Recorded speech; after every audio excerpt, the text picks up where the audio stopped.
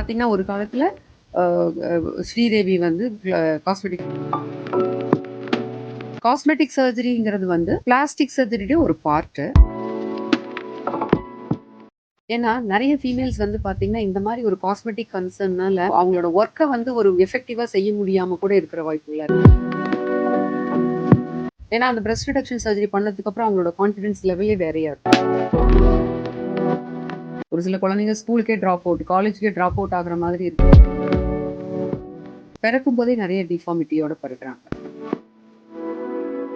இந்த மாடர்ன் உலகத்துல எல்லாருமே வந்து அழகா இருக்கணும்னு நினைப்போம். அந்த அழகை எப்படியெல்லாம் அவங்க கம்ஃபர்ட் ஜோனுக்கு மாத்திக்கிறதுக்கு இன்னைக்கு ஏராளமான சர்ஜரிஸ் மார்க்கெட்ல அவைலபிளா இருக்கு. அது எப்படி பண்ணிக்கலாம்? இப்போ காஸ்மெட்டாலஜி சர்ஜரி அப்படிங்கிறது ரொம்பவே ட்ரெண்டிங்கா இருக்கு. இந்த காஸ்மெட்டாலஜி சர்ஜரிய எப்படி நமக்கு ஏத்த மாதிரி அழகா மாத்திக்கிறது அப்படிங்கறது ஒரு பக்கத்துல இன்னைக்கு பார்க்க போறோம், பேச போறோம். இதுல 10 இயர்ஸா எக்ஸ்பீரியன்ஸா ஒரு டாக்டர் கம் சர்ஜனா காஸ்மெட்டாலஜிய கோயம்புத்தூர் ஹோப் காலேஜ் காஸ்மெட்டிக் சர்ஜரியை ரன் பண்ணிட்டு இருக்க டாக்டர் கோவர்தினி அவங்கள தான் மீட் பண்ண போறோம். வணக்கம் டாக்டர். வணக்கம். எப்படி இருக்கீங்க? நல்லா இருக்கேன். First of all congratulations. 10th year celebration நோக்கி போயிருக்கீங்க. சோ இந்த ஸ்டெப்பிங் இன்டு 10th year வந்து இட்ஸ் a huge success இல்லையா? ஏன்னா as a women-ஆ ஒரு காஸ்மெட்டிக் சர்ஜனா நீங்க உள்ள வந்து டாக்டரா உள்ள வந்து நிறைய பேர் அழகா மாத்திருப்பீங்க இல்லையா? சோ அது பெண்கள் மட்டும் இல்லாம ஆண்களுக்குமே இன்னைக்கு வந்து காஸ்மெட்டிக் சர்ஜரி தேவைப்படுறது. இன்னைக்கு குழந்தைங்கல இருந்து எல்லாருமே வந்து இந்த காஸ்மெட்டிக் சர்ஜரி வந்து விரும்பி போறாங்க. இந்த காஸ்மெட்டிக் சர்ஜரி அப்படிங்கிறது வந்து ஃபர்ஸ்ட் என்ன அப்படிங்கிறது இன்னும் கொஞ்சம் தெரியாத மக்கள் நிறைய பேர் இருப்பாங்க. அவங்களுக்கு கொஞ்சம் சொல்லலாமா? காஸ்மெட்டிக் சர்ஜரி அப்படிங்கிறது பிளாஸ்டிக் சர்ஜரியோட ஒரு பார்ட்டுன்னு சொல்லலாம். பிளாஸ்டிக் சர்ஜரி அப்படிங்கிறது வந்து ஒரு வைடு ஃபீல்டு. நம்ம பர்ன்ஸு, இன்ஜுரிஸு அதையெல்லாம் ட்ரீட் பண்ணுறது, ப்ளஸ் கன்ஜெனிட்டல் டிஃபெக்ட்ஸ் குழந்தைங்களுக்கு இருக்கிறத ட்ரீட் பண்ணுறது, இந்த மாதிரி நிறைய பிரிவுகள் இருக்குது பிளாஸ்டிக் சர்ஜரியில். அதில் காஸ்மெட்டிக் சர்ஜரியும் ஒரு பிரிவு. இப்போ நீங்கள் பார்த்தீங்கன்னா ஒரு காலத்தில் ஸ்ரீதேவி வந்து காஸ்மெட்டிக் சர்ஜரி பண்ணிக்கிட்டாங்க, மூக்கை மாற்றிக்கிட்டாங்க அப்படிங்கிறது ரொம்ப ரொம்ப நமக்கு தெரிஞ்சு ரொம்ப பழைய ஆக்டர்ஸில் காஸ்மெட்டிக் சர்ஜரி பண்ணிக்கிட்டவங்க அவங்க தான். அதை வச்சு நம்ம வந்து காஸ்மெட்டிக் சர்ஜரிங்கிறது எல்லாத்துக்கும் தெரிய வந்துச்சு. அப்போது காஸ்மெட்டிக் சர்ஜரிங்கிறது வந்து பிளாஸ்டிக் சர்ஜரியோட ஒரு பார்ட்டு. பிளாஸ்டிக் சர்ஜரின்னு ஏன் சொல்கிறோன்னா, பிளாஸ்டிக்ங்கிறது ஒரு மோல்டு மாதிரி, மோல்டை குறிக்கும். இப்போ பிளாஸ்டிக்கை நம்ம உருக்கணும்னா அது வேற மாதிரியாக மோல்டு பண்ணலாம். அது மாதிரி நம்ம உடம்புல எந்த பார்ட்டையும் நம்மளுக்கு தேவையான மாதிரி மோல்டு பண்ணிக்கலாம் அப்படிங்கிறதுக்காக தான் அதை பிளாஸ்டிக் சர்ஜரி அப்படின்னு வச்சிருக்காங்க. அதுல காஸ்மெட்டிக் சர்ஜரிங்கிறது ஒரு பிரிவு. ஓகே, எனக்கு இந்த பிளாஸ்டிக் சர்ஜரி காஸ்மெட்டாலஜி சர்ஜரிக்கே வந்து பயங்கரமான டிஃப்ரென்ஸ் வந்து இன்னும் மக்கள் மத்தியில இருக்கு அப்படின்னு தான் சொல்லணும். எனக்கு தெரிஞ்சு நான் ரொம்ப சின்ன பொண்ணா இருக்கும் போது புதிய முகம் அப்படிங்கிற ஒரு படத்துல வந்து அந்த ஹீரோக்கு வந்து ஒரு முகத்தை மாத்தி இது பண்ணுவாங்க, வினீத்துக்கு பதிலாக இன்னொரு ஹீரோ வருவாங்க. ஸோ அதுதான் வந்து பிளாஸ்டிக் சர்ஜரி பண்ணிடலாம், முகத்தை மாத்திடலாம் அப்படிங்கிற மாதிரி இருக்கும். ஸோ இது அப்ரிப்டா இப்போ மக்கள் கொஞ்சம் ஈஸியா புரியணும் அப்படின்னா, what is plastic surgery, what is cosmetic surgery? Plastic சர்ஜரிங்கிறது இப்போ உங்களுக்கு ஒரு அடிபடுது, அந்த இடத்துல வந்து தோல் வந்து லாஸ் ஆயிடுது. இப்போ ரோட்ல நிறைய பேர் ரோட் டிராஃபிக் ஆக்சிடென்ட் நடக்குது, இப்போ தரையிலேயே இழுத்துட்டு போய் அந்த மாதிரி இன்ஜுரி ஆகிறதுலாம் இருக்கு. அப்போ என்னன்னா அந்த இடத்துல இருக்கக்கூடிய தோல் சதை எல்லாமே லாஸ் ஆயிடும். அதை வந்து ரீப்ளேஸ் பண்ணி அந்த இடத்த கவர் பண்ணி அந்த ஊண்டு ஹீல் பண்றதுக்கு நம்ம என்ன மெத்தட் ஃபாலோ பண்ணுமோ அதுதான் பிளாஸ்டிக் சர்ஜரி. பட் காஸ்மெட்டிக் சர்ஜரிங்கிறது பேஷண்ட்ஸ்க்கு எந்த ப்ராப்ளமும் இருக்காது, ஏதாவது பெயினோ ஊண்டோ அந்த மாதிரி எதுவும் இருக்காது. பட் அவங்களோட அப்பியரன்ஸை இன்னும் இம்ப்ரூவ் பண்ணிக்கிறதுக்கு, இன்னும் நல்லா அழகாக்கிறதுக்காக வருவாங்க நம்ம கிட்ட. அந்த மாதிரி பர்சனுக்கு பண்ணக்கூடியதுலாம் தான் காஸ்மெட்டிக் சர்ஜரி. இப்போ வந்து நோஸ் வந்து எனக்கு நல்லா இல்லை டாக்டர், ரொம்ப இந்த நோஸ் டிப்பு வந்து ரொம்ப பெருசா இருக்கு, இல்லை லிப்பு கொஞ்சம் பெருசா இருக்கு, அப்போ என்னோட லிப்பை கொஞ்சம் அழகா மாத்தி கொடுங்க அப்படின்னு கேட்பாங்க. அந்த மாதிரி கன்சர்ன்ஸ்க்கு பண்றதெல்லாம் தான் காஸ்மெட்டிக் சர்ஜரி. ஓகே, இந்த காஸ்மெட்டிக் சர்ஜரிக்கு நீங்க என்ன பேசிக் படிச்சிருக்கணும், அது எப்படி நீங்க அதை ட்ரைனிங் எடுத்துக்கிட்டீங்க? ஸோ அதை பத்தி கொஞ்சம் உங்களை பத்தின ப்ரொஃபைல் தான் போலாமா? கண்டிப்பா. இப்ப யூஸ்வலா டாக்டர் அப்படின்னாலே பேசிக்கா எம்பிபிஎஸ் டிகிரிங்கிறது எல்லாத்துக்குமே தெரியும். எம்பிபிஎஸ்க்கு அப்புறம் வந்து ஒரு மேஜர் பார்ட்டா செக்ரிகேட் ஆவாங்க. சர்ஜரியில ஃபீல்டில் இன்ட்ரெஸ்ட் ஆகிருக்கவங்க எல்லாம் எம்எஸ் எடுப்பாங்க. இல்லை எனக்கு வந்து சர்ஜரி வேண்டாம் மற்ற ஃபீல்டில் போறேன் அப்படின்னா எம்டி எடுப்பாங்க. இது வந்து காமன். எம்எஸ் எம்டிங்கிறது ஒரு மேஜர் செக்ரிகேஷன். அதுக்கப்புறம் பார்த்தீங்கன்னா இந்த எம்எஸ் முடிச்சவங்க எல்லாம் இன்னும் எதில் ஸ்பெஷலைஸ் பண்ணலாம் அப்படிங்கிறது தான் எம்சிஹெச்ங்கிறது. அதாவது எம்சிஹெச்ல நிறைய பிரிவுகள் இருக்கு. இப்போ ஹெட்டுக்கு ஆப்ரேட் பண்ணுறவங்க நியூரோ சர்ஜன்னு சொல்லுவாங்க, அப்புறம் ஹார்ட்டில் ஆப்ரேஷன் பண்ணுறவங்க கார்டியோதெராசிக் சர்ஜன்னு சொல்லுவாங்க, கிட்னியில் ஆப்ரேட் பண்ணுறவங்க யூராலஜின்னு சொல்லுவாங்க. அந்த மாதிரி இப்போ பிளாஸ்டிக் சர்ஜரிங்கிறது இந்த இன்ஜுரிஸ் எல்லாம் ட்ரீட் பண்றவங்க பிளாஸ்டிக் சர்ஜரின்னு சொல்லுவாங்க. அப்போ எம்எஸ் 3 இயர்ஸ் படிச்சதுக்கு அப்புறம் நமக்கு எதுல இன்ட்ரெஸ்ட் இருக்கு அப்படின்னு பார்த்து அதுக்கப்புறம் சூப்பர் ஸ்பெஷலைசேஷன் பண்றது தான் எம்சிஹெச்ங்கிறது. MCh plastic surgery, MCh neuro surgery, அந்த மாதிரி. அது வந்து எம்சிஹெச் டிகிரி ஒரு 3 இயர்ஸ் படிக்கணும். இது இப்போ நான் படிச்சது வந்து எம்சிஹெச் பிளாஸ்டிக் சர்ஜரி படித்தேன். அதுக்கப்புறம் காஸ்மெட்டிக் சர்ஜரியில் ட்ரெயின் ஆகணும். ஏன்னா காஸ்மெட்டிக் சர்ஜரிங்கிறது இன்னும் அட்வான்ஸ்டு ஃபீல்டு. அப்போ அதில் நல்லா பண்ணணும் அப்படின்னா காஸ்மெட்டிக் சர்ஜரியில் ட்ரெயின் ஆகணும். அப்போ எம்சிஹெச் பிளாஸ்டிக் சர்ஜரி முடிச்சுட்டு காஸ்மெட்டிக் சர்ஜரியில் நான் ட்ரெயின் ஆயிருக்கேன். Very nice. ஆக்சுவலாக நிறைய எம்பிபிஎஸ் படித்து முடிச்சுட்டு நிறைய ஸ்பெசிஃபிகேஷன் இருக்கும்போது நீங்கள் பர்டிகுலராக இந்த காஸ்மெட்டிக் சர்ஜனாக வரணுங்கிறதுக்கு ஏதாவது ஒரு ஆசை இருந்ததா? மேபி ஆசைன்னு சொல்ல முடியாது. என்னோட உள் மனசுல இருந்த இன்ட்யூஷன் இதுக்கு கொண்டு வந்திருக்கலாம். ஏன்னா வந்து என்னோட சன் பிறந்தப்ப அவருக்கு வந்து ஒரு பிளாஸ்டிக் சர்ஜரி தேவைப்பட்டுச்சு. அப்போ அதுல இருந்து இன்ஸ்பிரேஷன் நான் எடுத்திருக்கலாம்னு எனக்கு என் உள் மனசுல தோணும். எனக்கு மேபி நான் அதன் தான் என்ன வந்து இந்த பிளாஸ்டிக் சர்ஜரிக்கு தள்ளி இருக்குன்னு நான் நினைப்பேன். Very nice. இப்போ நீங்க நிறைய 10 இயர்ஸ்ல நீங்க நிறைய கேசஸ் வந்து நீங்க பார்த்திருப்பீங்க இல்லையா? அந்த கேசஸ்ல எது வந்து உங்களுக்கு ரொம்ப காம்ப்ளிகேட்டட் கேஸா அமைஞ்சது காஸ்மெட்டிக் சர்ஜரிங்ல? காஸ்மெட்டிக் சர்ஜரி வந்து மேக்ஸிமம் பார்த்தீங்கன்னா நம்ம வந்து நார்மலாக இருக்கக்கூடிய பர்சனுக்கு தான் நம்ம இந்த காஸ்மெட்டிக் சர்ஜரி பண்ணுவோம். அதாவது அவங்களுக்கு முன்னாடி எந்த டிசீஸும் இருக்காது, பட் அவங்கள க்ரூம் பண்ணிக்கிறதுக்காக வருவாங்க. அதில் வந்து நம்ம வந்து சர்ஜரிக்கு செலக்ட் பண்ணும்போதே ஒரு பிபி இருந்தாலும் அதை கண்ட்ரோல் பண்ணிட்டு, அப்புறம் ஒரு பிளட் சுகர் அதிகமாக இருந்தாலும் அதை கண்ட்ரோல் பண்ணிட்டு தான் நம்ம இந்த சர்ஜரியை பண்ணுவோம். அதனால காஸ்மெட்டிக் சர்ஜரியில் மேஜர் காம்ப்ளிகேஷன் வர்றது ரொம்ப rare, very very rare. Okay. இப்போ நிறைய லேடிஸ் வந்து ஆஃப்டர் ப்ரெக்னென்சிக்கு அப்புறம் வந்துட்டு ஆப்வியஸ்லி அவங்களோட உருவ அமைப்புகள் வந்து மாறிடும். ஸோ அதில் பேசிக்காக இருக்க பெரிய ப்ராப்ளமே வந்து எனக்கு டம்மி ஜாஸ்தி ஆயிடுச்சு, இல்லை டம்மி வந்து ஸ்கின் வந்து ரொம்ப சாகி ஆயிடுச்சு, இந்த மாதிரி காம்ப்ளெக்ஸ் வந்து அவங்களுக்குள்ள நிறையா இருக்கும். அதுக்கு வந்து காஸ்மெட்டிக் சர்ஜனா நீங்கள் என்னென்ன ட்ரீட்மெண்ட்ஸ் வந்து வச்சுருக்கீங்க? யூஸ்வலாக இந்த மாதிரி டெலிவரிக்கு அப்புறம் ஒரு ஃபீமேலோட உடம்புல வரக்கூடிய மாற்றங்களுக்கு அதுக்குன்னே நிறைய சர்ஜரிஸ் இருக்கு. அதை வந்து காமனாக மாமி மேக் ஓவர் சர்ஜரினே சொல்லுவோம். அப்படியே அப்போ இதில் காமனாக மாமி மேக் ஓவர் சர்ஜரியில் என்னென்ன வரும்னு பார்த்தீங்கன்னா, மெயின் வந்து டம்மி வந்து எப்படி இருந்தாலும் அவங்களுக்கு வந்து ஒரு சில ஸ்கின் டோன் நல்லா இருக்கிறவங்களுக்கு டெலிவரிக்கு அப்புறம் நல்லா நார்மலாக வயிறு கண்ட்ராக்ட் ஆகி நார்மலாக உட்காந்துரும். பட் ஸ்கின் குவாலிட்டி போராக இருக்கிறவங்களுக்கு மறுபடியும் கன்சீவ் ஆன மாதிரியே ஒரு ஃபீல் இருக்கிற அளவுக்கு டம்மி நின்றுடும். அப்போ அவங்களுக்கு வந்து நம்ம டம்மி சர்ஜரி பண்ணலாம். அடுத்து வந்து பிரெஸ்ட் ஃபீடிங் எல்லாம் ஸ்டாப் பண்ணோன்னே அவங்களுக்கு வந்து பிரெஸ்ட் சாகினஸ் வரும். அந்த பிரெஸ்ட்டை வந்து லிஃப்ட் பண்ணி கொடுக்கலாம் அவங்களோட கன்சர்னுக்கு தகுந்த மாதிரி. பிரெஸ்ட் லிஃப்டோ இல்லை பிரெஸ்ட் ஆக்மெண்டேஷன்னா பிரெஸ்ட்டை பெருசு பண்ணுறது அந்த மாதிரி. ஏன்னா வந்து பிரெஸ்ட் ஃபீடிங்க்கு அப்புறம் பிரெஸ்ட் சுருங்கி சின்னதாக இருக்குது, அப்படி சின்னதாக போச்சு அப்படின்னு சொல்லிட்டு வர கம்ப்ளைண்ட்டோட வர ஃபீமேல்ஸும் இருக்கிறாங்க. அப்போ இந்த கலெக்டிவ் சர்ஜரியும் வந்து மாமி மேக் ஓவரில் வரும். அடுத்து வந்து காஸ்மெட்டிக் கைனகாலஜிங்கிறது. இப்போ நார்மல் டெலிவரி ஆகிற ஃபீமேல்ஸ் எல்லாம் பார்த்தீங்கன்னா வந்து இந்த பர்த் கேனால் வந்து ரொம்ப லூஸான மாதிரி ஃபீல் பண்ணுவாங்க. அவங்களுக்கும் அதை டைட்டன் பண்ணி கொடுக்குற சர்ஜரியும் இந்த மாமி மேக் ஓவரில் வரும். வெரி நைஸா. இப்போ வந்து இன்னைக்கு நிறைய விமென் வந்து ஒரு எம்பவர்மெண்ட்ல வந்து இருக்காங்க. ஒரு செல்ஃப் கான்ஃபிடன்ஸ் கொடுக்கறதுக்கு வந்து இந்த மாதிரி பியூட்டி மேக் ஓவர்ஸ், காஸ்மெட்டாலஜி, இந்த மாதிரி டிவிஷன் செக்மெண்ட்ஸ் மாதிரி தேடி ஓடுறது நிறைய பெண்கள் இருக்காங்க. இது நீங்க ஆஸ் அ டாக்டரா, ஆஸ் அ விமனா, நீங்க இதை எப்படி கான்ஃபிடன்ஸ் கொடுக்கறத பாக்குறீங்க? கண்டிப்பா நான் வந்து இந்த ஃபீமேலுக்கு வந்து ஒரு கம்ஃபர்ட் கொடுக்கறத வந்து விமன் எம்பவர்மெண்ட்னே சொல்லுவேன் நான். ஏன்னா நிறைய ஃபீமேல்ஸ் வந்து பார்த்தீங்கன்னா இந்த மாதிரி ஒரு காஸ்மெட்டிக் கன்சர்ன்னால அவங்களோட ஒர்க்கை வந்து ஒரு எஃபெக்டிவாக செய்ய முடியாமல் கூட இருக்கிற வாய்ப்புகள்லாம் இருக்குது. இப்போ ஐடி பீப்புளெலாம் இருக்கிறாங்க அப்படின்னா நிறைய இப்போ யங் கேர்ள்ஸுக்கே ஐடியில் இருக்கிறவங்களுக்கெல்லாம் ரொம்ப பிரெஸ்ட் வந்து பெருசானதுனால ரொம்ப ஷோல்டர் பெயின், நெக் பெயின், கண்டினியூஸாக உட்காந்தே ஒர்க் பண்ணுறாங்க. அப்போ வந்து ஷோல்டர் பெயின் ரொம்ப அதிகமாயிட்டு என்னால் ஒர்க் பண்ணவே முடியல டாக்டர் அப்படின்னு சொல்லுவாங்க. அதை வந்து இம்ப்ரூவ் பண்ணி கொடுக்கறது அப்படிங்கிறது வந்து கண்டிப்பாக ஒரு விமன் எம்பவர்மெண்ட்டில் தான் வரும்னு நான் சொல்லுவேன். ஏன்னா அந்த பிரெஸ்ட் ரிடக்ஷன் சர்ஜரி பண்ணதுக்கப்புறம் அவங்களோட கான்ஃபிடன்ஸ் லெவலே வேறையாக இருக்கும்.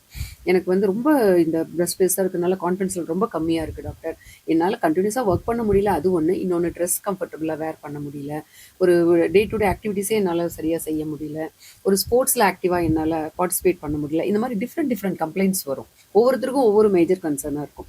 அப்போ இதெல்லாம் இம்ப்ரூவ் பண்ணி கொடுக்கறதே வந்து ஒரு உமன் எம்பவர்மெண்ட் தான். Very nice. இல்லை ஒரு கான்ஃபிடென்ஸ் வந்து பெண்களுக்கு கிடைச்சிட்டா அவங்க இன்னும் கொஞ்சம் நிறைய ஒர்க்கை வந்து ஆக்கப்பூர்வமாக செய்யறதுக்கு அவங்களுக்கு ஒரு ஸ்பிரிட் கிடைச்சிரும் டெஃபினெட்லி.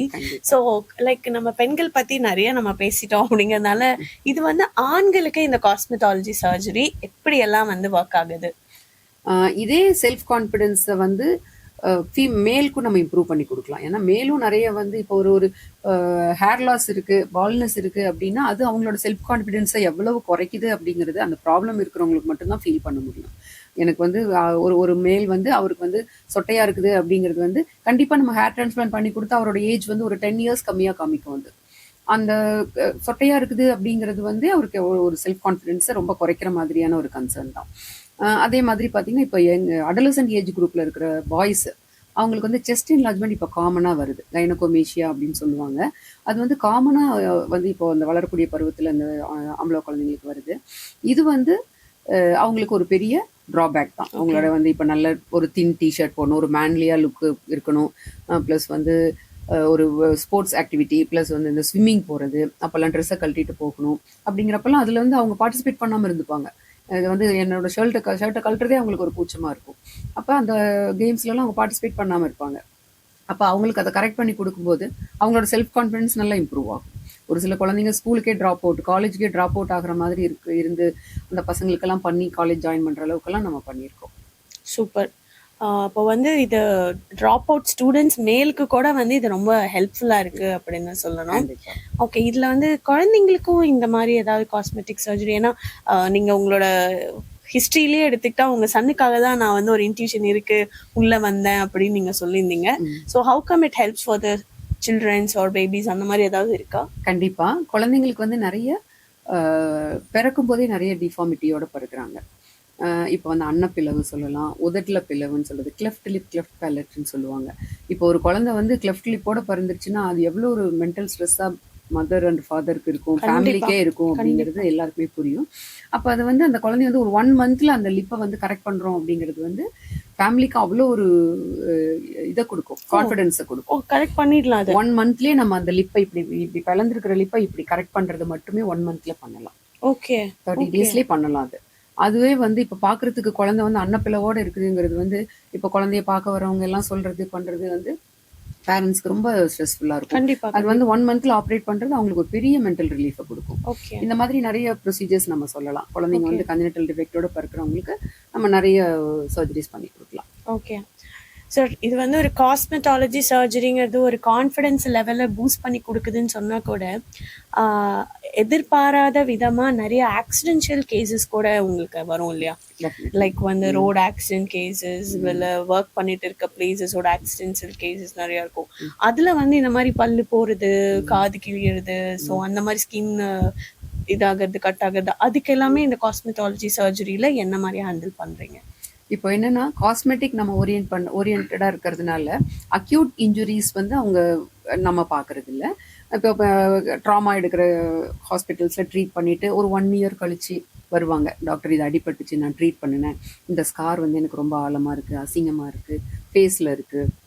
இப்போ வந்து ஜென்ஸுக்கு லிப்ல எல்லாம் ஸ்கார் இருந்ததுன்னு வைங்களேன், அங்க வந்து ஹேர் லாஸ் ஆன மாதிரி இருக்கும். அந்த லிப் இப்போ இந்த ஒரு மீசை இருக்கு அப்படின்னா அந்த இடத்துல ஒரு கட் மாதிரி விழுந்து அந்த இடத்துல ஹேர் இருக்காது. அப்ப நம்ம அந்த இடத்துல ஹேர் இம்ப்ளான்ட் பண்ணி அழகா நம்மளுக்கு நார்மலா இருக்கிற மாதிரி அந்த ஸ்கார் இல்லாத மாதிரி காமிக்கலாம். இப்போ ஃபோர்ஹெட்ல, சீக்ல அந்த மாதிரி அடிபட்டு ஒரு பெரிய ஸ்கார் மாதிரி இருக்கும். அந்த ஸ்காரை ஹைட் பண்ற மாதிரி நம்ம வந்து காஸ்மெட்டிக் சர்ஜரி பண்ணி கொடுக்கலாம். அதே மாதிரி வேற இடத்துல எல்லாம் தோல் வந்து தடிச்சு, அடிபட்ட இடத்துல தோல் தடிச்சிருக்கும், கீழாய்டுன்னு சொல்லுவாங்க, அதையெல்லாம் நம்ம ட்ரீட் பண்ணலாம். இந்த மாதிரி போஸ்ட் இன்ஜுரி அவங்களுக்கு வந்து காஸ்மெட்டிக்காக ஃபீல் பண்ணாங்கன்னா. பட் ஆனால் இந்த மாதிரி ட்ராமா வந்த பேஷண்ட்ஸ் வந்து 100% நம்மளால அந்த ஸ்காரை ஹைட் பண்ண முடியாது. பட் ஆனால் பார்த்தா ரொம்ப விசிபிலிட்டி இல்லாத மாதிரி ஹைட் பண்ணுற மாதிரியான ப்ரொசீஜர்ஸ் நம்ம பண்ணி கொடுக்கலாம். Alright, okay. இந்த காஸ்மெட்டாலஜில வந்து வேற என்னென்னலாம் இன்க்ளூட் ஆகும் அப்படிங்கிறது கொஞ்சம் சொல்லலாமா? ஏன்னா நிறைய பேருக்கு இது காஸ்மெட்டாலஜிக்குள்ளதான் வரும் அப்படிங்கிறது தெரியாம இருக்கலாம். இப்ப நீங்க பேசினதை வச்சு பார்த்தோம் அப்படின்னா ஹேர் லாஸ், பால்னஸ் ட்ரீட்மெண்ட் இதெல்லாமே சொல்லலாம். ஸ்கின் ரிலேட்டடான நிறைய இருக்கு. இப்ப நிறைய அட்வான்ஸ்டா நிறைய விஷயங்கள் சொல்றாங்களே. இப்போ வந்து ஸ்கின் பீலிங் ட்ரீட்மெண்ட்ஸ் இருக்கு, அதுக்கப்புறம் ஃபில்லர்ஸ், போட்டாக்ஸ், அந்த மாதிரிலாம் நிறைய இருக்கு. அது எல்லாமே காஸ்மெட்டாலஜிக்குள்ள வருமா? How that works in you அப்படிங்கிறது சொல்லுங்க. இப்போ என்னன்னா நான் சொன்னதெல்லாம் இப்போ இவ்வளோ வரைக்கும் நம்ம பேசினதெல்லாம் சர்ஜரிஸ். சர்ஜரிஸ்ங்கிறது வந்து நமக்கு நைஃப் வச்சு கட் பண்ணி நம்ம பண்ணக்கூடிய ப்ரொசீஜர்ஸ். இதில் இன்க்ளூட் ஆகாமல் இருக்கிறது எல்லாமும் நிறைய ப்ரொசீஜர்ஸ் இருக்குது காஸ்மெட்டிக்கில். இதெல்லாம் வந்து க்ரூமிங்னு சொல்லிக்கலாம். இப்போ வந்து ஹேர் ஃபால் இருக்குது, ஹேர் ஃபாலை ட்ரீட் பண்ணுறோம், ஆக்னி ஸ்கார் இருக்கு. ஆக்னி ஸ்காரை வந்து இம்ப்ரூவ் பண்ணிக்கிறதுக்கு, பிக்மெண்டேஷன் இம்ப்ரூவ் பண்ணிக்கிறதுக்கு கெமிக்கல் பீலிங், லேசர் ட்ரீட்மெண்ட்ஸ் எல்லாம் அவைலபிளாக இருக்குது. CO2 laser, micro needling, RF laser அந்த மாதிரி இருக்கு. ப்ளஸ் வந்து ஒரு ஒரு கல்யாணத்துக்கு போகிறோம், ஒரு ஃபங்க்ஷன் அட்டன் பண்ணுறோம், அதுக்கு முன்னாடி ஒரு க்ரூமிங் பண்ணிக்கணும் அப்படின்னா ஹைட்ரஃபேஷியல் இருக்குது, பெடிஸ்பா ஃபேஷியல் நல்லா அவைலபிளாக இருக்குது. அதெல்லாமும் நம்ம பண்ணுறோம். கூடவே வந்து உங்களுக்கு ஆக்னி ஸ்கார் வந்து ரொம்ப பள்ளம் பள்ளமாக ஃபேஸில் வந்துருச்சு அப்படின்னா அதை இம்ப்ரூவ் பண்ணுறதுக்கும் லேசர் ட்ரீட்மெண்ட்லேருந்து நிறைய டைப் ஆஃப் ட்ரீட்மெண்ட் அவைலபிளாக இருக்குது. கெமிக்கல் பீல் அப்படிங்கிறது ஜென்ரலாக அவங்களோட ஸ்கின் டோனை இம்ப்ரூவ் பண்ணிக்கிறதுக்கு, இல்லை பிக்மெண்டேஷன் இம்ப்ரூவ் பண்ணுறதுக்கு நம்ம பண்ணலாம். இந்த மாதிரியான மல்டிபிள் நான் சர்ஜிக்கல்பாங்க இதை, நான் சர்ஜிக்கல் காஸ்மெட்டிக் ப்ரொசீஜர்ஸ்பாங்க. இதையெல்லாமும் நம்ம பண்ணுறோம். பட் இப்போ இருக்கிற ட்ரெண்ட் என்னன்னா, நிறைய ஸ்மால் கிளினிக்ஸ் எல்லாம் ஓப்பன் பண்ணி இந்த மாதிரி லேசர் மெஷின்ஸ் எல்லாம் வச்சுட்டு பண்ணுறாங்க. பட் அதெல்லாம் எந்த அளவுக்கு ப்ரொஃபஷனலாக பண்ணுறாங்கன்னு தெரியாது. நம்ம வந்து ப்ரொஃபஷனலாக நம்ம வந்து அதை பற்றி லேர்ன் பண்ணிட்டு, அந்த மெஷின்ஸை பற்றி தெரிஞ்சுட்டு லேர்ன் பண்ணிட்டு நம்ம பண்ணுறோம். ஓகே. இந்த ஃபில்லர்ஸ் வந்து யாரெல்லாம் எடுக்கலாம், இந்த பீல் யாரெல்லாம் எடுக்கலாம், அதை பத்தி ஒரு கிளாரிட்டி கொடுக்கலாமா? இப்போ வந்து மேஜர் ட்ரெண்டாக இருக்கிறது வந்து பொட்டாக்ஸ் அண்ட் ஃபில்லர்ஸ் சொல்றது. பொட்டாக்ஸ் அண்ட் ஃபில்லர்ஸ் வந்து different type of grooming treatment. Botox அப்படிங்கிறது வந்து இப்போ வந்து நம்ம சிரிக்கிறோம், நம்ம ஃபேஸில் சிரிக்கும் போது எங்கெங்கெல்லாம் ரிங்கிள்ஸ் வருது, இப்போ ரிங்கிள்ஸ் ஏஜிங்கை காமிக்கக்கூடிய ஒரு சைன், ரிங்கிள்ஸ் வருது.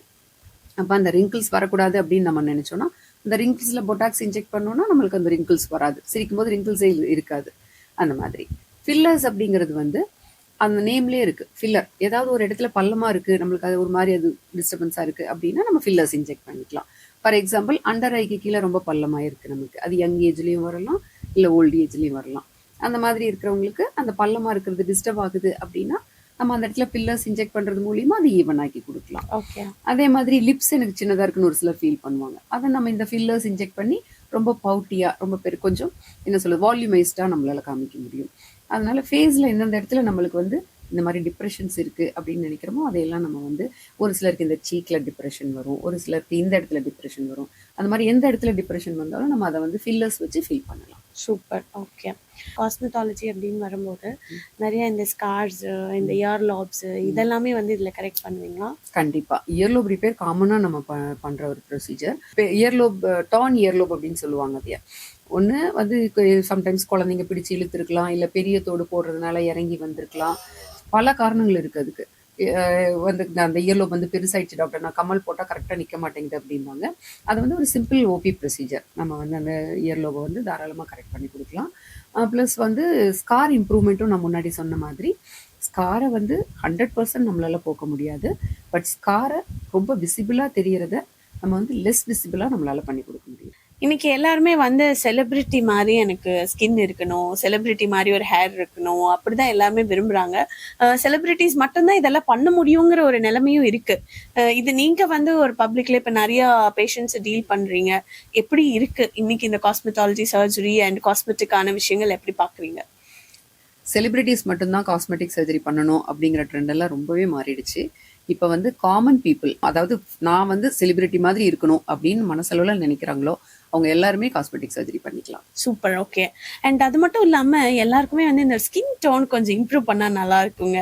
வெள்ளையா மாறணும், அப்படியே சுண்டி விட்டா ரத்தம் வர மாதிரி இருக்கணும், ஒரு டோன் வந்து இன்க்ரீஸ் பண்ணணும். பேசிக்கா எல்லாருமே விரும்புறாங்க. இன்னைக்கு கொஞ்சம் ட்ரெண்டிங்ல இந்த இன்ஜெக்ஷன்ஸ் இதெல்லாமே இருக்கு.